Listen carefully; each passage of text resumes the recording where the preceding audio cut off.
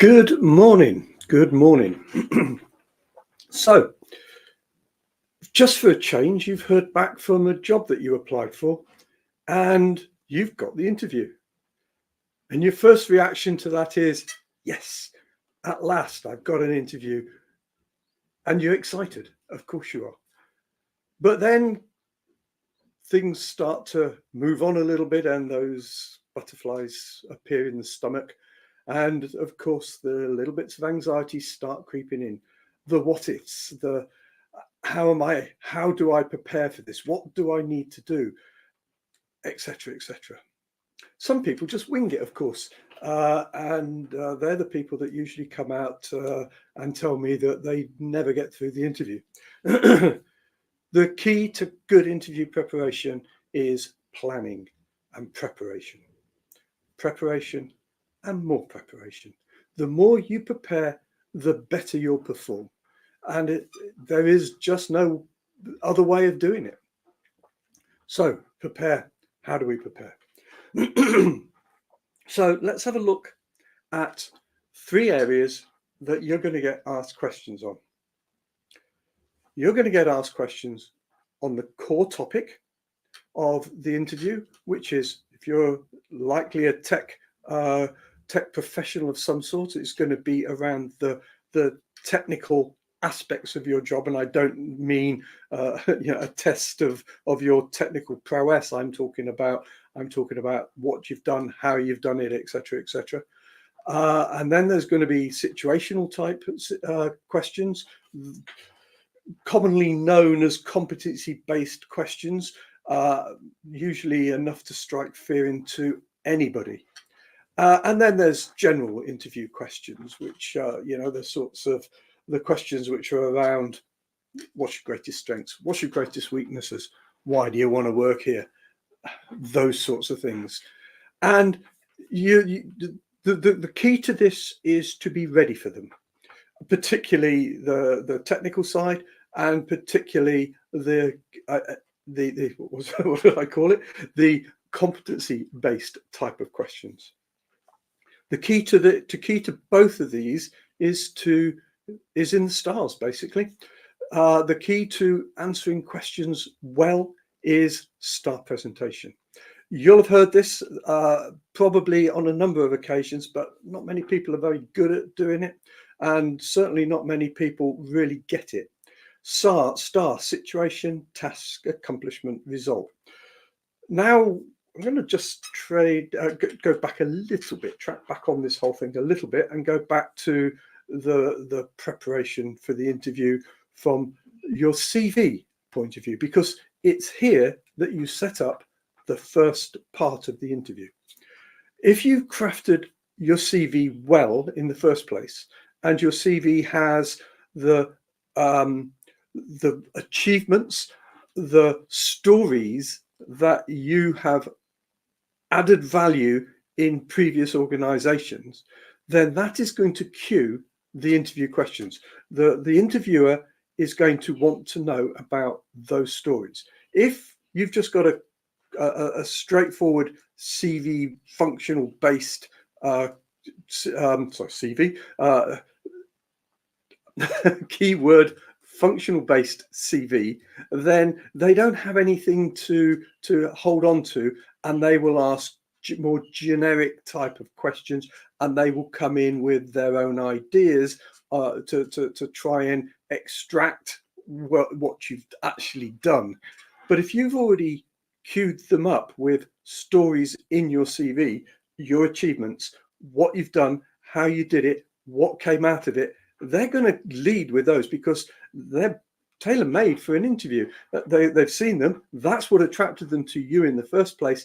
And they're going to want to know more about those achievements, about the way you've moved the needle in your company, the value you've brought in, the problems you've solved, the situations that you were able to turn around.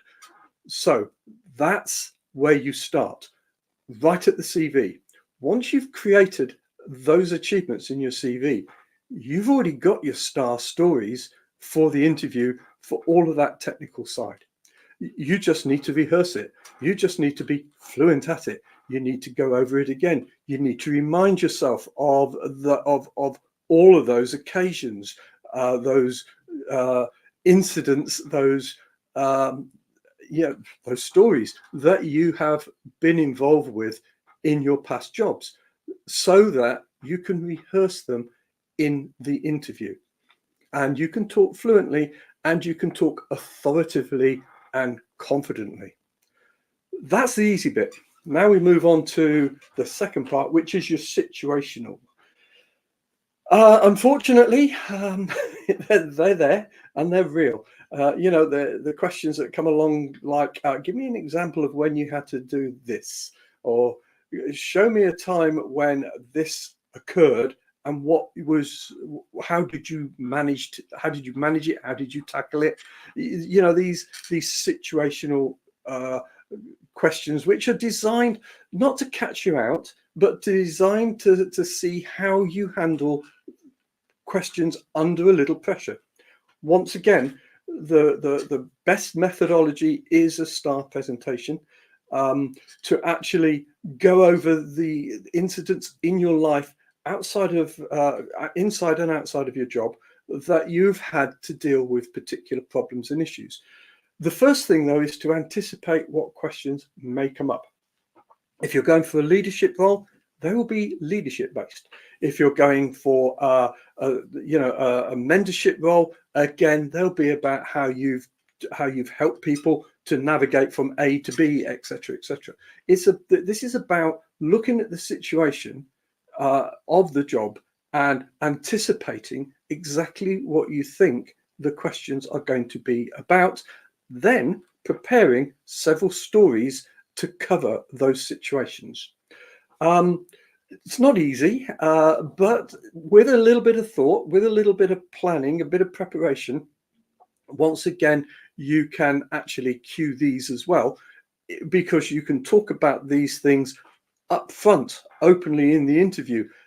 So when you get the opportunity, when you get a lead in the interview, you can actually start to talk about incidents yourself without necessarily being asked the question. So, if you're going in for a leadership role, and they start talking about your teams and things like that, you can start talking about issues that you've resolved. You can talk about the conflicts that occurred.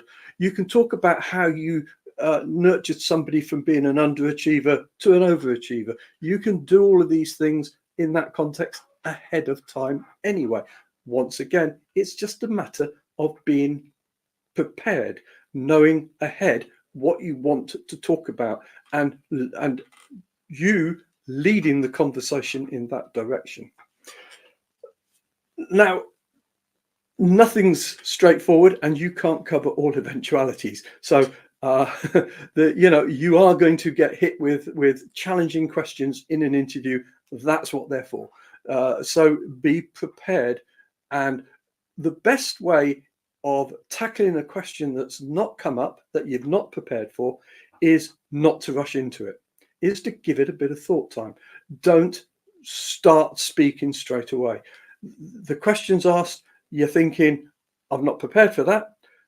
Just stop a minute and think. Rehearse the question back to the interviewer.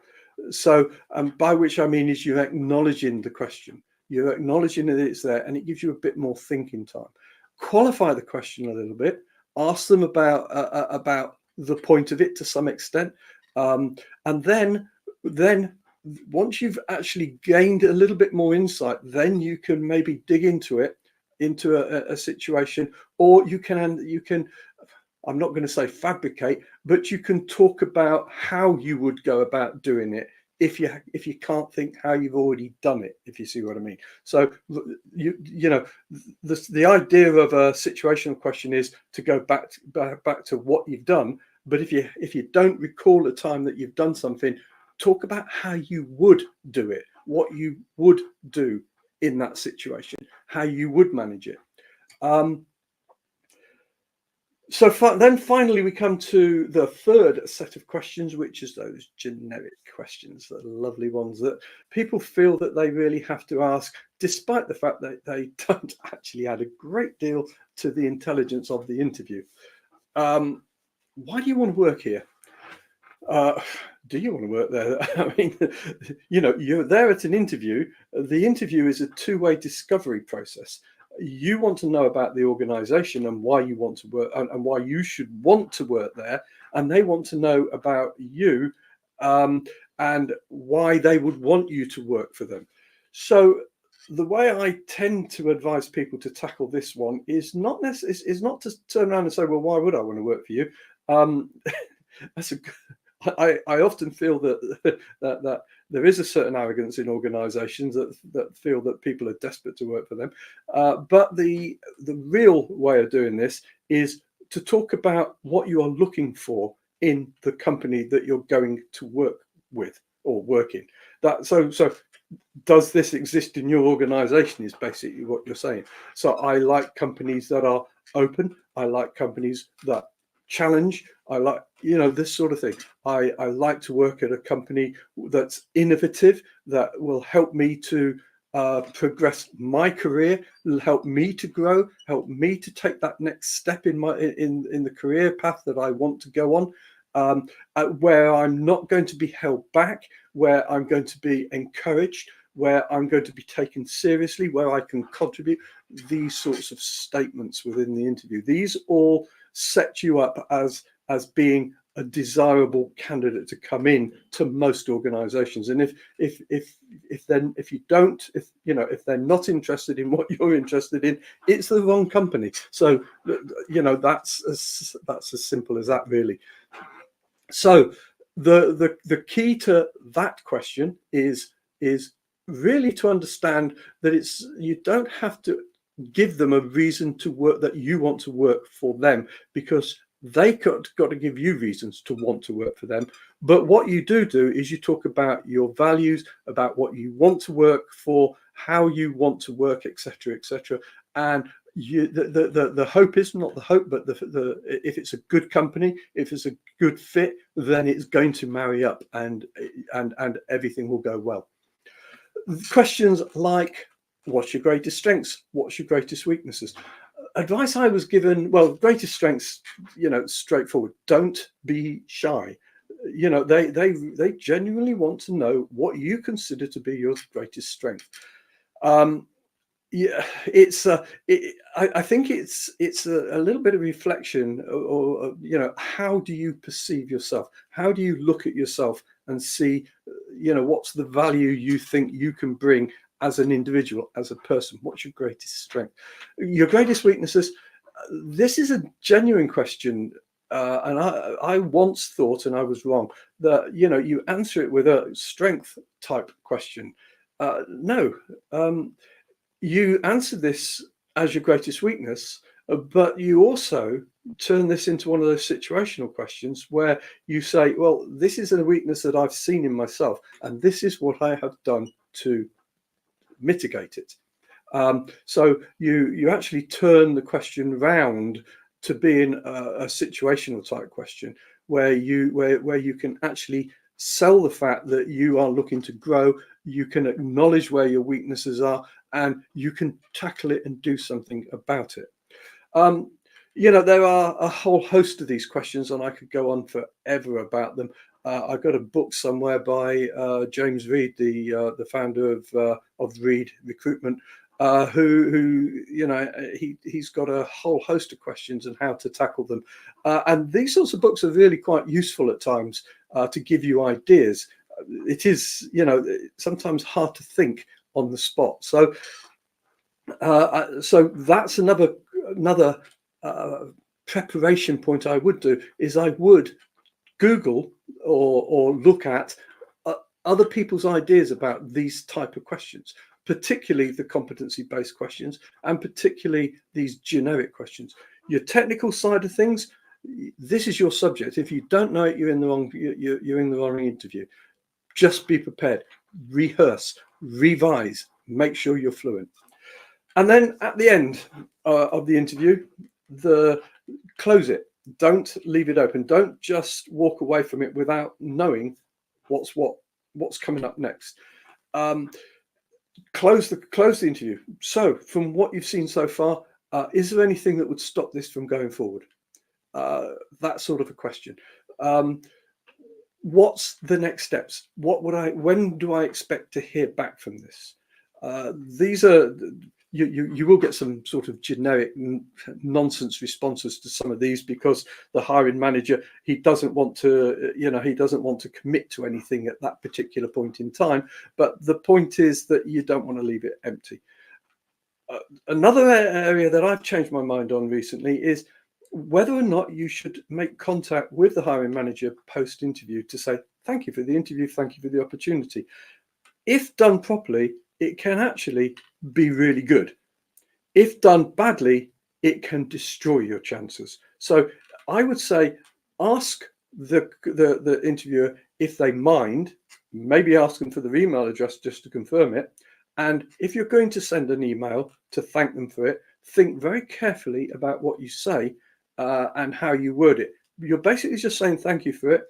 You want to leave the fact that you had a positive impression, that you felt that you felt it was a good fit, and that you would be excited to move forward to the next stage. Make sure that they clearly understand that you are excited about the organization, if indeed you are. If you're not, you're going to bin it anyway. So do you send that email? Do you send a thank you letter? If you do it properly, it's definitely worth doing. If you do it badly, it can destroy your chances. So be careful with it. So this is James Foster. This is the Career Mastery Revolution. And we have an interview prep guide. And it's free. And the link has just appeared on the screen and is in the description to this video. Go get your copy of our interview prep guide and ace your next interview.